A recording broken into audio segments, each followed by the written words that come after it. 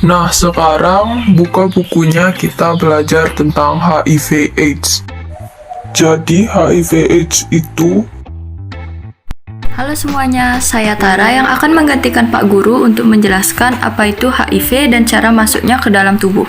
Jadi, HIV atau Human Immunodeficiency Virus adalah virus yang menyerang sistem kekebalan tubuh manusia di seluruh dunia.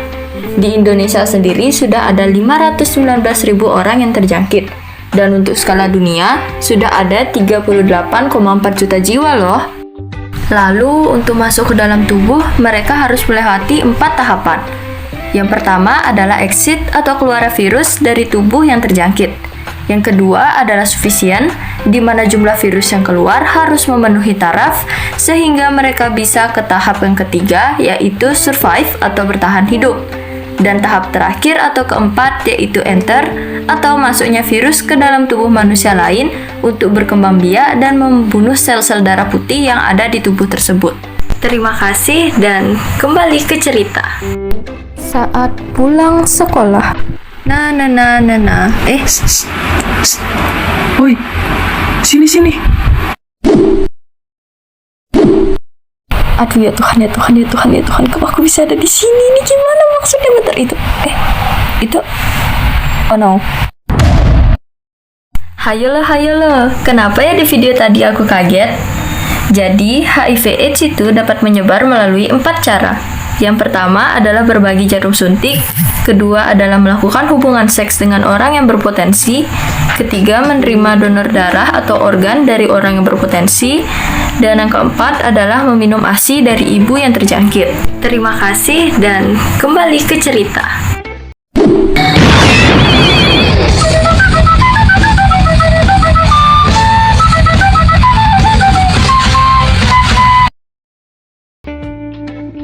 Pak Guru, Pak, itu di belakang gedung lama, rame, terus ada suntikan sama botolan kecil, Pak. Apa? Suntikan? Bapak Ibu Guru, mari kita periksa. Nak, pimpin jalannya ya.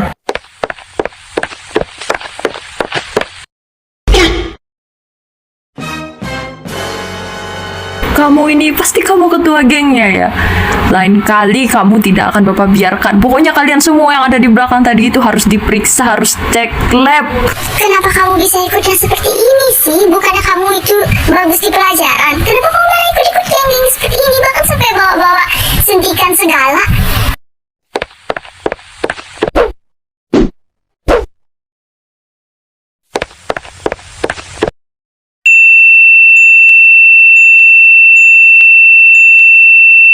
Iya Bapak, seperti hasil labnya, murid-murid Bapak yang tes lab itu positif HIV Pak. Apa penyakitnya tidak bisa dihambat atau dicegah gitu, Pak Dokter? Virus dari penyakit ini masih bisa dihambat pertumbuhannya ya Bapak. Jadi ada obatnya tersendiri yang bisa diminum secara rutin dan teratur. Hai, aku bantu jelasin ya. Jadi yang dikatakan Pak Dokter benar ya kawan-kawan, HIV/AIDS itu memang tidak bisa disembuhkan, tetapi bisa dihambat pertumbuhannya bahkan sampai tidak terdeteksi keberadaannya, dengan cara rutin mengkonsumsi obat ARV.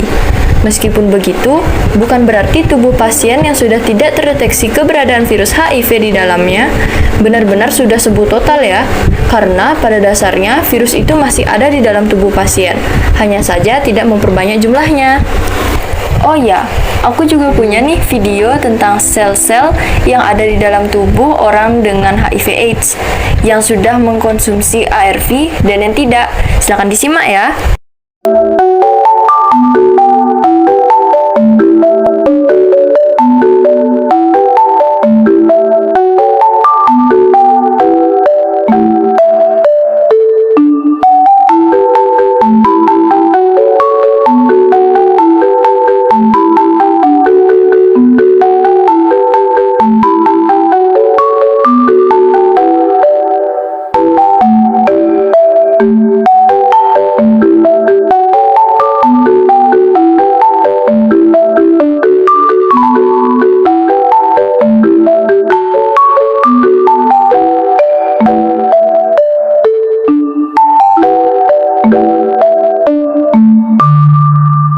Tidak, saya tidak mau minum obat-obatan seperti itu. 1-4 minggu setelah positif. Ambilin air dong.